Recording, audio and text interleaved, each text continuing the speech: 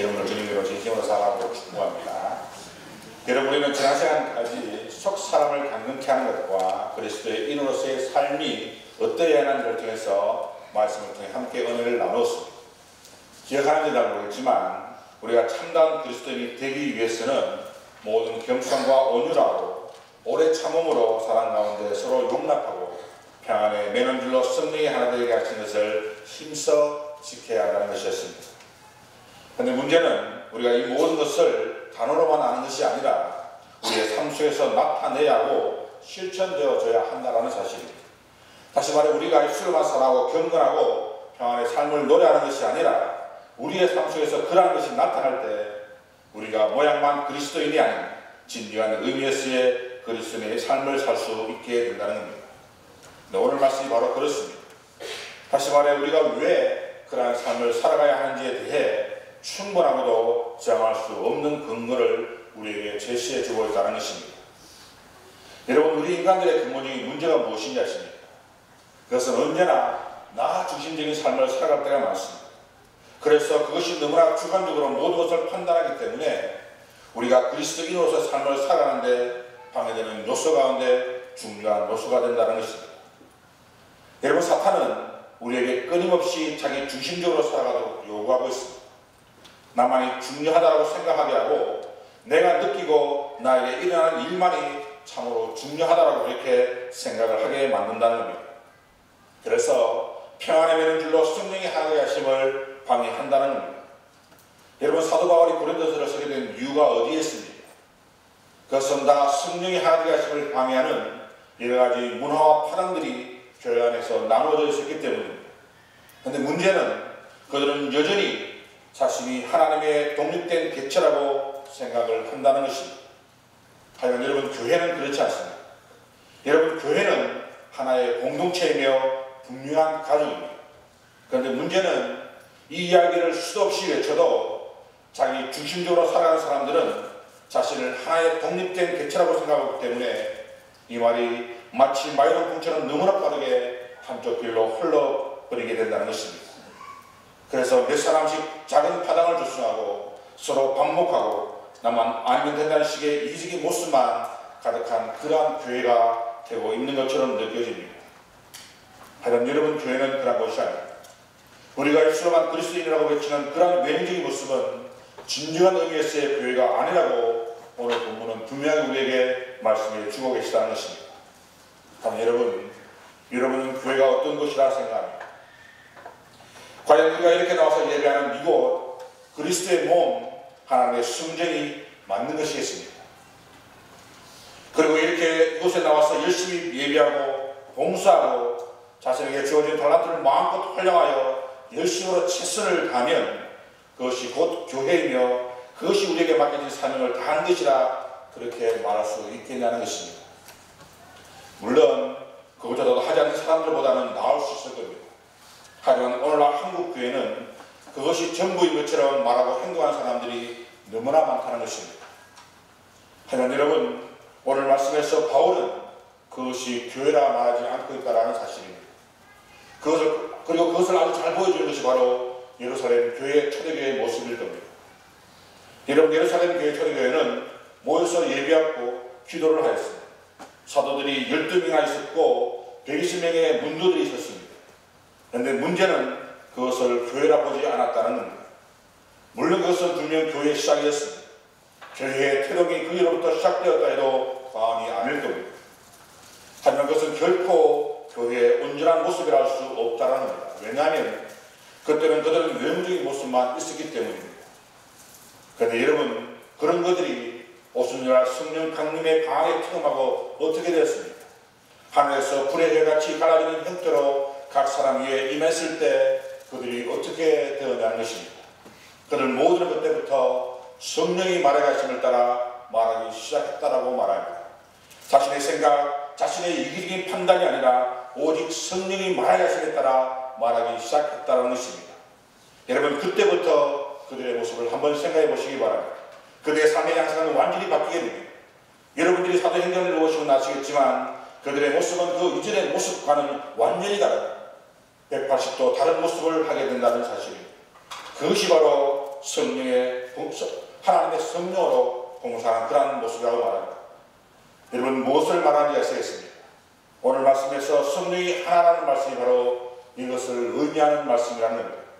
다시 말해 성령이 살아서 역사하지 않는 교회는 진정한 의미에서의 교회가 아니라는 뜻이 내포되어 있는 말씀이라는 겁니다.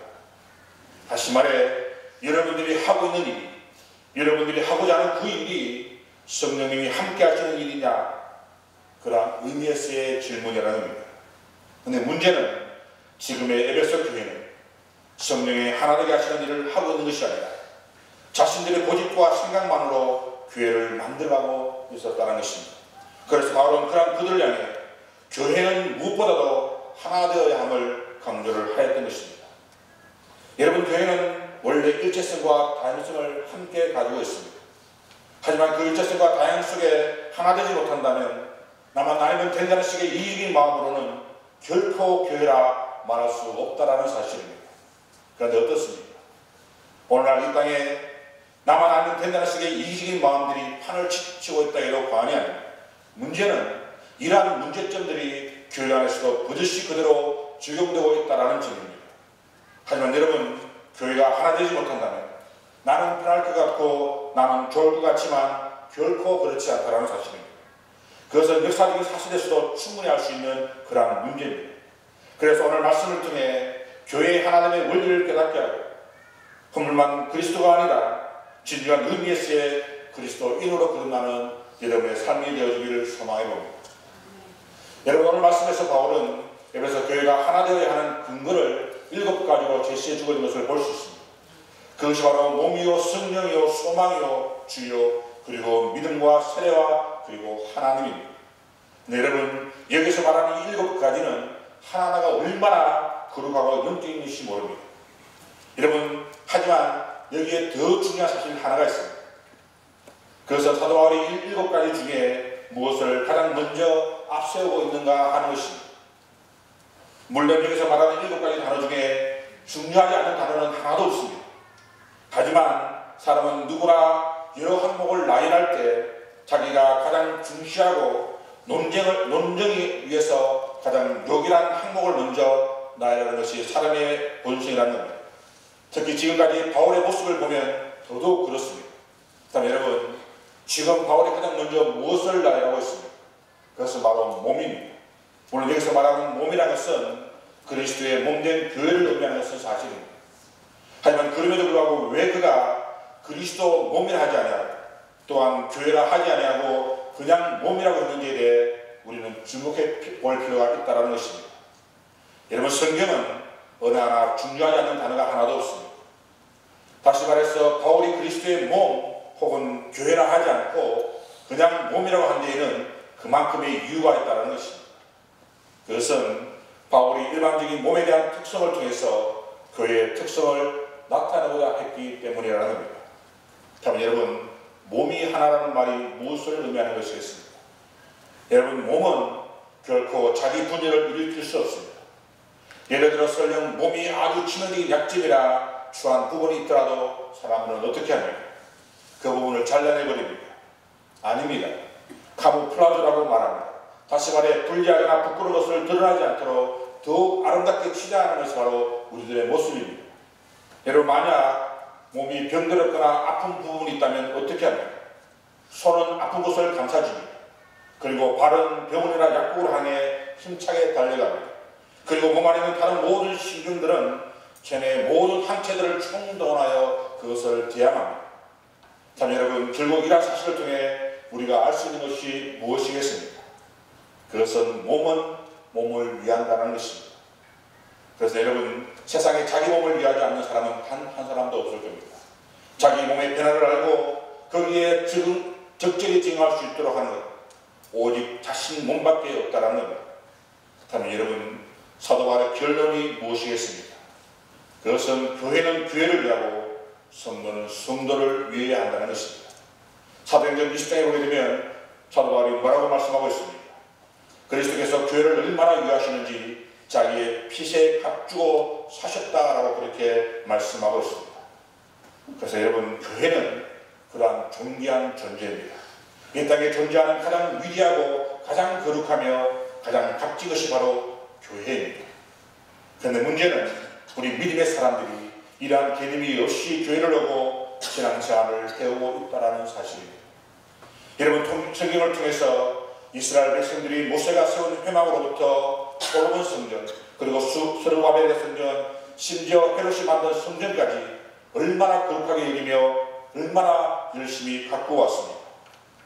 여러분, 역사에서 사라질 수밖에 없는 그런 성전도 그렇게 유하고 갖고 왔다면 우리 주 예수 그리스도께서 피로 값주고 사신 교회는 우리가 어떻게 해야 하는 것이겠습니까? 그러므로 오늘 말씀을 통해 성령으로 하나님의 하심을 힘써지키는, 그래서 이 땅의 교회들이 교회에서의 사명을 온전히 감당해가는 그러한 은혜가 여러분 삶 가운데 있기를 원합니다. 먼저 바울은 한 몸으로서 교회라고 말합니다. 여러분, 바울은 먼저 교회가 하나 되어야 함을 강조하고 있습니다. 여러분, 그리스도는 머리며 교회는 그 몸이라는 것은 우리가 누구나 잘 알고 있는 사실입니다. 또한 아무리 지능 지수가 200이 넘고 1000이 넘는다 할지라도 몸이 부서지고 나면 그 머리 또한 아무런 의미가 없다는 사실 또한 우리는 너무나 잘 알고 있는 사실입니다. 무엇을 말하는 것이겠습니까? 우리는 결코 뗄래야 될 수 없는 사이라는 겁니다. 그런데 우리는 어떻습니까? 자꾸 떨어질 수 있다고 생각합니다. 하지만 여러분, 그것은 우리의 착각일 뿐입니다. 왜냐하면 우리는 몸이며 몸은 반드시 그 머리를 통제를 받아야 할 인간으로서 아름다운 삶을 겪어갈 수 있기 때문입니다. 사도 바울이 강조하고 싶었던 것이 바로 이 말씀입니다.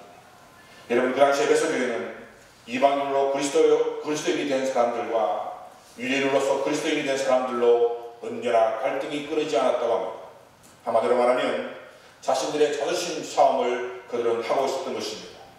하지만 교회는 앞에서도 언급하였지만 결코 그렇게 나눠줄 수 없는 그런 사회입니다. 여러분, 교회는 온전히 하나로 묶어질 때 교회에서 바로 서게 될 것입니다. 그러므로 나만 알면 된다는 식의 이적인 마음은 우리는 결코 버려야 할 마음입니다. 그리고 뭐라고 말하면 한 성령 안에서 교회라고 말합니다. 여러분, 사도 바울이 왜 몸을 이야기하고 그 다음으로 성령으로서 교회를 이야기하고 있는 것이겠습니까? 그것은 우리가 비록 다른 민족이긴 하지만, 아니 다른 지체이긴 하지만 우리는 성령이 하나이기 때문에 하나라고 이야기를 하는 것입니다. 그만큼 성령의 역할이 교회에서 중요하다는 그런 의미가 된다는 말입니다. 여러분, 바울이 사용한 이 성령은 휘념하라는 단어를 사용하는 건데, 이것은 영무라는 영이라는 뜻과 숨을 쉰다는 뜻을 함께 가지고 있는 그러한 단어입니다. 다시 말해 몸으로서의 교회는 숨을 쉬어야 살 수 있는데 그것이 바로 성령이라고 말하고 싶은 겁니다. 여러분, 아주 간단한 이치이지만 숨을 쉬지 못하는 사람은 죽게 되어 있습니다. 마찬가지로 성령이 없는 교회는 이미 죽은 것이나 마찬가지라는 겁니다. 여러분, 초대교회 이후에 사마리아와 안디옥 그리고 서신을 받았던 있는 이 에베소 교회에 이르기까지 어떻게 그들이 성도가 되었고 어떻게 그들이 교회로 태동할 수 있었겠습니까? 그 모두가 바로 성령의 역사를 빼놓고서는 생각할 수 없는 것입니다. 성령께서 거듭나게 하셨고, 성령께서 그들을 지휘하셨고, 성령께서 그들을 다스리고 움직이셔서 사마리아와 안디옥 그리고 에베소까지 교회가 탄생하게 되었던 겁니다. 근데 여러분, 오늘날 한국 교회는 이 성령의 능력을 상실해가고 있다 해도 과언이 아닙니다. 그래서 교회가 무너지고 있고 1000만 이상이라고 자부했던 그 교회 수가 점점 줄어들고 있습니다. 여러분, 정신의학에 보게 되면 정신신체의학이라는 말이 있다고 합니다. 무슨 말인가 하면 사람의 몸에 생기는 병도 알고 보면 정신에서 비한 것이 많기 때문에 병을 치료하기 위해서는 먼저 정신을 치료해야 하고 그리고 몸을 치료하자는 그러한 의학이 바로 그러한 말입니다. 여러분, 옛날에는 정신과는 정상인의 사람들이 가서는 안전한 그러한 곳으로 인식되어 왔습니다. 하지만 요즘은 정신신체의학을 통해서 먼저 정신적으로 안정을 찾고 그 다음에 병을 고쳐야 한다고 이야기를 합니다. 그리고 그렇게 할 때만이 불치병이라 할 수 있는 그러한 병들도 효과를 보게 되는 것이 바로 그러한 치료법이라는 것입니다. 네, 여러분, 이것은 교회도 마찬가지입니다. 다시 말해 교회가 생기를 잃어가고 활력이 없는 것은 바로 성령이 함께하지 않으셨기 때문입니다. 그러니 어떻게 교회가 되며 성도가 성도 될 수가 있는 것이겠습니까? 여러분, 오늘날 대부분의 교회와 성도들의 문제가 바로 여기 있다는 말들을 참으로 말해요. 그러므로 우리는 더욱 성령을 사모해야 해요. 그리고 뜨겁든지 말든지 나하고 상관없는 것처럼 그렇게 신앙생활하는 것이 아니라 성령의 은혜가 없다면 나는 죽은 것이나 마찬가지라는 사실을 깨닫고 성령을 사모하며 성령 충만을 받는 우리들의 삶이 되어야 한다는 사실입니다. 그리고 그렇게 할 때만이 찬양도 예배도 말씀도 무엇보다도 내 삶에 역사하시는 그런 은혜를 우리가 경험하게 된다는 사실입니다. 그럼 여러분 오늘 하루의 삶 가운데서도 그런 은혜를 경험하는 여러분의 삶이 되어지기를 원합니다. 그리고 세 번째는 한 소망 안에서의 교회여야 한다고 말합니다. 근데 여러분 참으로 신기하지 않습니까? 왜 바울은 한 소망 안에서 교회라고 그렇게 이야기하고 있는 것일까요? 왜냐하면 교회는 말씀드렸지만 너무나 다양한 사람들이 너무나 다양한 소망을 가지고 있는 그런 사람들로 구성되어 있는 그런 공동체이기 때문입니다. 그런데 어떻게 한 소망 안에서 교회라고 그렇게 이야기할 수가 있는 것이겠습니까? 그것은 우리의 욕심에 따라 세워진 교회가 아니기 때문입니다. 여러분 다양한 소망이라는 것이 무엇이겠습니까? 그것은 각자 원하는 소망이 있다는 그런 말씀이 아닙니다. 그런데 교회는 그러한 각자의 소망을 채워주기 위해 존재하는 것이 결코 아니라는 겁니다. 여러분 보십시오. 교회는 한 소망 안에서 부르심을 받았다고 말합니다. 여러분 부르심을 받았다는 말이 무엇입니까? 우리가 주체로서의 부르심을 받은 것이 아니라 객체로서의 부르심을 받은 사람들이라는 겁니다. 다시 말해 우리는 교회의 공동체는 그리스도의 몸 지체로서 부르심을 받은 사람이라는 겁니다. 그리고 그를 통해 하나님의 소망을 이 땅에 이루며 살아야 할 사람들이라고 우리들이라는 것입니다. 그럼 여러분 하나님의 소망이라는 것이 무엇이겠습니까? 그것은 예수께서 마지막 승천하시면서 우리에게 명령하신 그 명령입니다. 오직 성령이 너희에게 임하시면 너희가 권능을 받고 예루살렘과 온 유대와 사마리아와 땅끝까지 이르러 내 증인이 되리라. 여러분, 여러분들은 하나님의 자녀들입니다. 그리고 이 땅에 하나님의 것을 이루며 살아가야 할 그러한 사람들입니다. 그러므로 하나님의 소망을 이루며 살아가는 여러분의 삶이 되어지기 원합니다. 그리고 그 다음으로 바울이 강조하는 것은 교회는 한 분 주님을 섬기는 교회라고 말합니다. 여러분 주도 한 분이시오라는 이 말은 초대교회의 신앙 고백으로 사용되었던 문장입니다. 다시 말해 예수 그리스도의 주권을 인정하고 오직 그분만을 따르며 복종하겠다라는 그러한 의미의 말씀이라는 겁니다. 여러분 여기서 말하는 이 주라는 단어는 원어로 큐리오스, 즉 노예나 종에 반대되는 주의를 의미하는 그러한 말입니다. 여러분 우리가 주님을 큐리오스라고 이렇게 부르는 것은 바로 우리가 종으로서의 사명을 감당하겠노라고 그렇게 고백하는 그러한 말이라는 것입니다. 여러분 종이 무엇입니까? 종은 오직 주인의 명령만으로 살아가는 그러한 사람들입니다. 그럼 여러분들은 종입니까?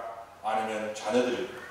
물론 우리는 분명 주님의 자녀임에는 틀림없습니다.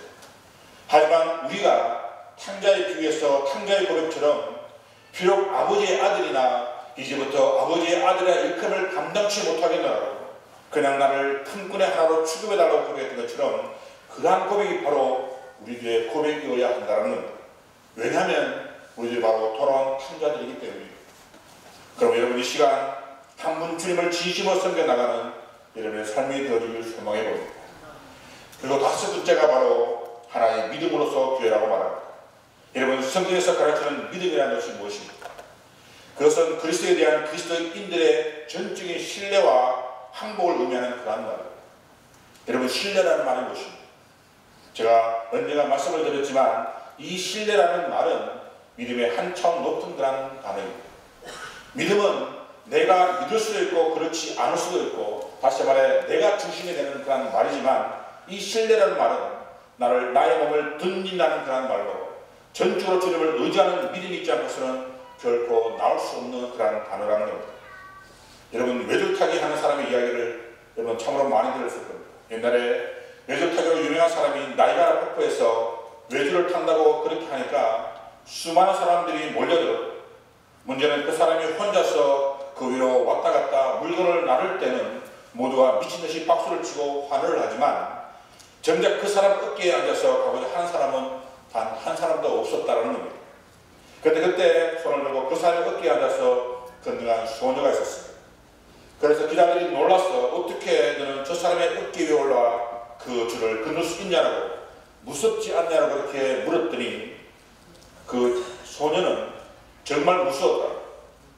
하지만 그분을 믿었기 때문에 나는 그렇게 할 수 있었다라고 이야기를 합니다. 그 소녀가 바로 그 사람의 딸이었다고 합니다. 여러분, 이것이 바로 신뢰라는 말입니다. 무섭지만 두려워서 도저히 감당할 수 없다고 생각되어지지만 우리가 바로 주님의 자녀들이기 때문에 할 수 있는 것입니다. 여러분, 우리에게 이러한 믿음이 있다면 우리는 결코 이 땅에서 흔들리지 않을 것이며 그 어떤 유혹이 온달지라도 우리는 넘어지지 않을 겁니다. 하지만 우리는 어떻습니까? 날마다 넘어집니다. 날마다 유혹을 당합니다. 왜 그럴까요? 여러분, 하나님을 믿으시되 진실로 신뢰함으로 믿으시는 여러분이 되기를 원합니다. 하나님께 순종하시되 전적으로 순종하는 여러분의 삶이 되어지기를 원합니다. 그렇게 할 때 바울의 고백했던 것처럼 죽어도 주를 위해 살아도 주를 위해 사나 죽으나 그 주님의 은혜 위에 은혜를 누리게 될 것입니다. 그리고 하나의 세례가 있는 교회라고 바울은 우리에게 말합니다. 여러분, 이 말씀은 그리스도와 연합을 의미하는 외적인 표현입니다. 여러분들은 모두가 다 세례라는 것을 받았을 겁니다. 그렇다면 그 세례를 받았다는 말이 무엇을 의미하는 말씀이겠습니까? 그래서 나는 이제 그리스도와 하나 되었다라는 그런 말씀이 아닙니다. 그냥 홀만 그리스도인이 아니라 이제 그리스도가 내 안에, 내가 그리스도 안에 있는 그러한 신앙 고백이 있는 것이 바로 세례를 통해서 이루어진다는 겁니다. 여러분, 그 당시 세계 최고의 군대였던 로마 군대에 입대하는 방법이 무엇이냐 하십니까? 그것은 단 하나, 황제와 임금에 대하여 영원히 신뢰하겠다고 선서하는 것이 전부입니다. 그런데 그리스도인이 되어서 그리스도와 함께 교회의 일원이 되는 길도 오직 한 길, 바로 세례를 통해 그리스도를 고백하는 방법이 전부입니다. 그럼 우리가 그의 죽으심과 함께 합하여 세례를 받음으로 그와 함께 장사되었나니 이는 아버지의 영광 가운데서 살리심과 같이 우리 또한 새 생명 가운데서 행하게 하려 하십니다. 여러분, 세례를 통해 죽었던 우리들의 영혼이 새 생명을 얻게 되었습니다. 여러분, 얼마나 놀라운 축복입니다. 그리고 끝으로 한 분 하나님의 교회라고 말합니다. 여러분 보십시오. 바울은 하나님을 왕도 아니고 심판자도 아닌 아버지로 소개하고 있습니다. 여러분, 왜 바울이 하나님을 아버지로 소개하고 있는 것입니까? 물론 유일시의 사상에서 갇히기 위해서 그렇게 이야기할 수 있는 것도 할 수도 있었을 것입니다. 하지만 아버지는 또 다른 의미에서의 하나님의 모습을 말하고 싶었기 때문입니다. 여러분들에게 아버지란 어떤 의미로 다가오십니까? 물론 다르게 다가올 수도 있겠지만 통상적으로 아버지는 구원받은 백성들과 친밀함과 다정함을 이야기할 때 사용되어집니다. 그래서 본서 전체에서도 이 아버지라는 단어가 총 6번이나 사용되고 있습니다. 그래서 여러분, 교회는 약한 자를 강한 자가 안아주고 외로운 자를 넉넉한 자가 품어주고 울고 있는 자를 웃을 수 있는 자들이 함께 손잡아 주시는 것이 바로 교회입니다. 여러분, 이석 이야기에 보면 이런 이야기가 있습니다. 세 마리 소와 사자의 이야기입니다. 검은 소, 붉은 소, 얼룩소 세 마리가 있었는데 그들은 언제나 함께 다녔다고 합니다. 그런데 사자가 그들을 먹고 싶어 호시탐탐 뒤에만 엿보고 있는데 그들이 늘 함께 다니기 때문에 도저히 잡아 먹을 수가 없었다는 겁니다. 하루는 풀밭에서 얼룩소가 따로 떨어져 있을 때 사자가 가까이 가서 웅그란 목소리로 세 마리의 소 가운데 가장 힘센 것은 자기라고 그렇게 붉은 소가 뽐내더라 이렇게 이야기를 하게 됩니다. 그러자 이 말을 들었던 얼룩소가 기분이 좋지 않아서 지금까지 셋이 똑같이 힘을 합쳐 적과 대항하여 싸워왔고 무슨 일이 있어도 함께 힘을 합쳐 싸워왔는데 붉은 소가 자기가 제일 힘이 센 것처럼 이야기한다고 하니까 불쾌하게 짝이 없었다는 겁니다. 그런데 이제는 사자가 붉은 소에 가서 똑같은 말을 하더라는 겁니다. 이번에는 얼룩소가 힘이 제일 세다라고 합니다. 그래서 결국 이들이 싸움을 하게 되었고 불이 빠지도록 싸움을 했다는 겁니다. 여러분, 결국 어떻게 되겠습니까? 이들은 예전처럼 함께 다니지 않고 결국 사자의 먹이가 되었다고 말합니다. 여러분, 교회가 바로 이런 것입니다. 나 혼자 어떻게 하면 되겠지? 하지만 여러분, 그 길은 곧 패망의 길입니다. 왜냐하면 사탄 마귀는 이 사자처럼 끊임없이 우리들에게 함께 모이는 것을 피하라. 내가 할 일이 얼마나 많은데 지금 여기와 이렇게 모여있다. 그렇게 우리에게 속삭입니다. 하지만 그 달콤한 속삭임 속에는 우리를 어둠 속으로 인도하는 무서운 바늘이 달려 있습니다. 한번 물리면, 아니 한번 꿰게 되면 절대로 벗어날 수 없는 그런 바늘입니다. 그럼 여러분, 함께 하시는 여러분의 삶이 되어지기 바랍니다. 한 몸 이루시고 한 성령 안에서 한 소망을 품고 주님만을 섬겨 나가는 여러분의 삶들이 되어지길 소망합니다. 오늘 사도가 우리 간절하게 말하고 싶은 것이 바로 이것입니다. 그럼 여러분, 우리 모두도 이 바울의 간절한 바람처럼 함께 공동체에서 교회를 만들어가는, 그래서 이 땅에 하나님의 뜻을 온전히 세워가는 여러분의 삶들이 다 되어지길 간절히 소망합니다.